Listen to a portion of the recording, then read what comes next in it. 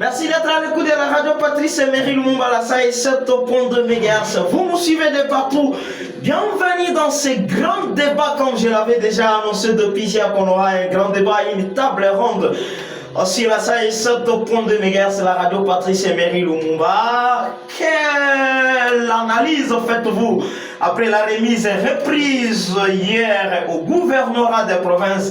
Quel avenir pour les Sankourou? La page Victor Kitenge Kanyama est-elle tournée? Les grands débats à suivre aussi la 107.2 MHz après la grande édition du journal en relais Top Congo. Je reçois dans ces studios ancien parsec du ministre de Finances, ancien chef des centres urbains de la DGRSA, assistant à l'université de Luxembourg, politologue, analyste politique, Monsieur Victor Ngongo, bonsoir. Bonsoir, Monsieur Fader. Voilà, toujours dans ce débat, on va recevoir un ancien administrateur des territoires, ancien maire de Luxembourg, le coordonnateur provincial de Ouazalendo au Sankourou, analyste politique libre et indépendant. Jean-Mouembo Kassomo, bonsoir.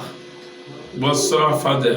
Voilà, il était aussi attendu. Monsieur Fiston Diolo, vous le savez bien, ancien directeur de station de la radio du peuple, journaliste à la radio No.1, journaliste à la RTRC, cadre de la société civile Fiston Diolo qui fera son entrée d'un moment à l'autre parce qu'il n'est pas encore avec nous, mais vous allez quand même les suivre. Dans ce débat également, on aura des réactions depuis Bujimaï avec notre confrère Florent Okitokenge Omekembe qui va aussi réagir. On aura aussi également l'intervention de l'assistant à l'université de Luxembourg, faculté de droit.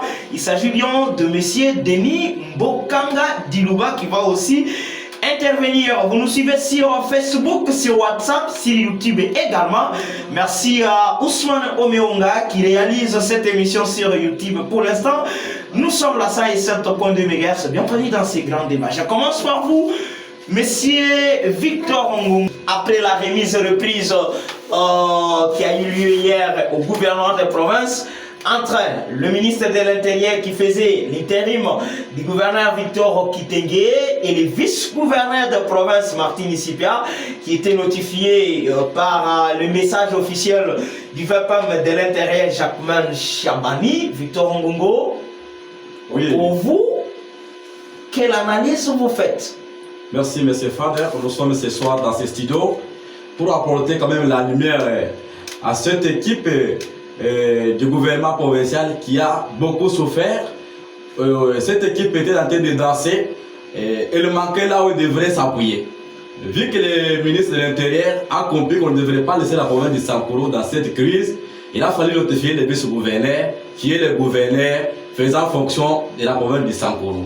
Personnellement, je suis très joyeux de se trouver avec le gouverneur confirmé par le vice-ministre, ministre de l'Intérieur.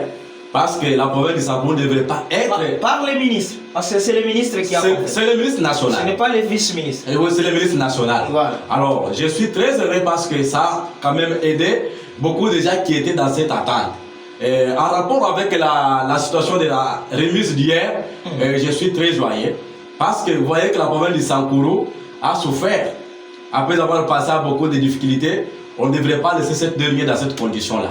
Il a fallu qu'on puisse donner la chance à un responsable qui devait nous conduire jusqu'à nouvel ordre.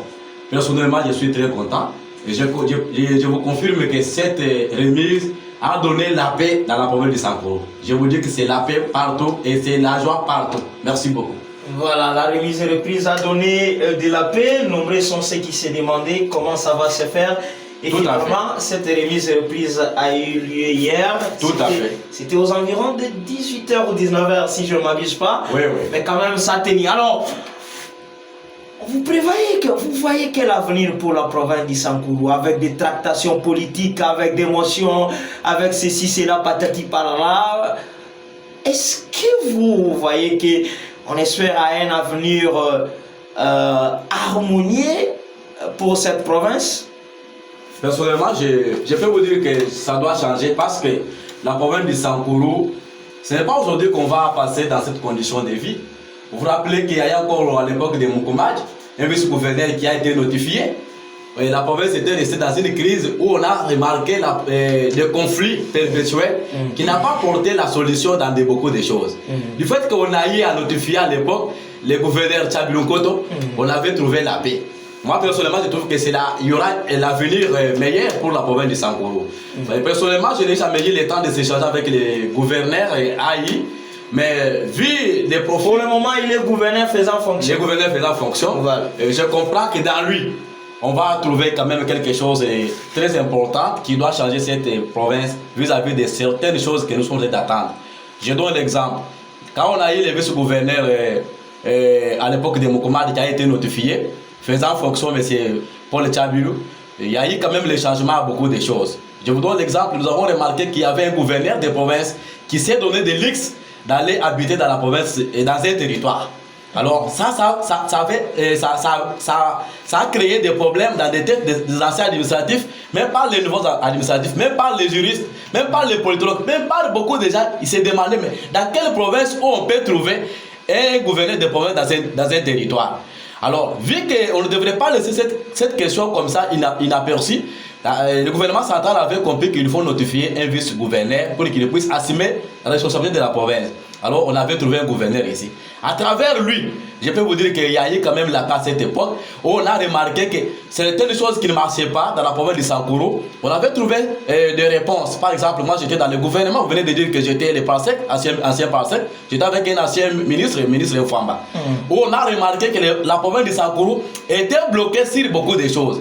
Par exemple, on a des documents, des correspondances qu'on devrait soit envoyer dans la province pour commencer, par exemple, à donner des réponses à certaines recommandations ou quoi que ce soit, mais la province était bloquée. Du fait qu'il n'y avait pas un responsable qui devait gérer la province, les gouverneurs se trouvaient à l'autre.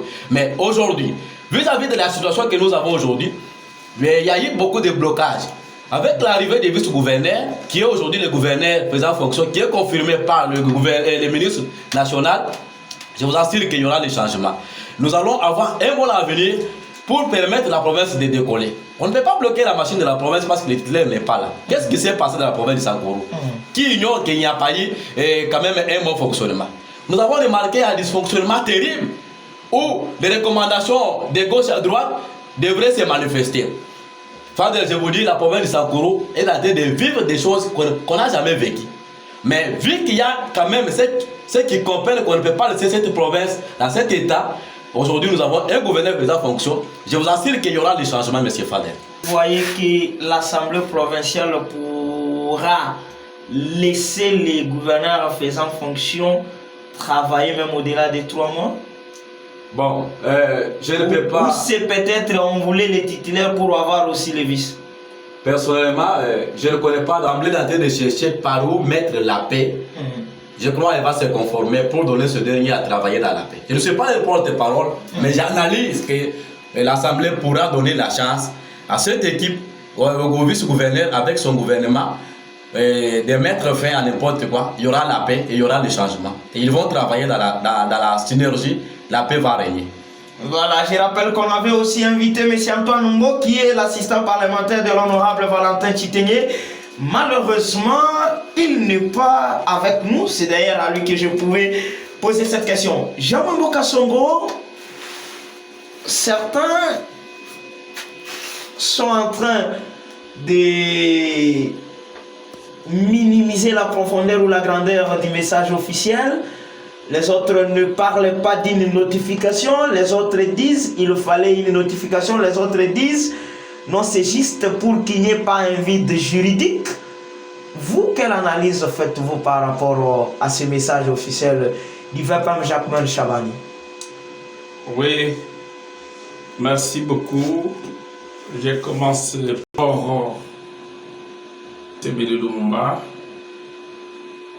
les doyens honorable chez Okitondo.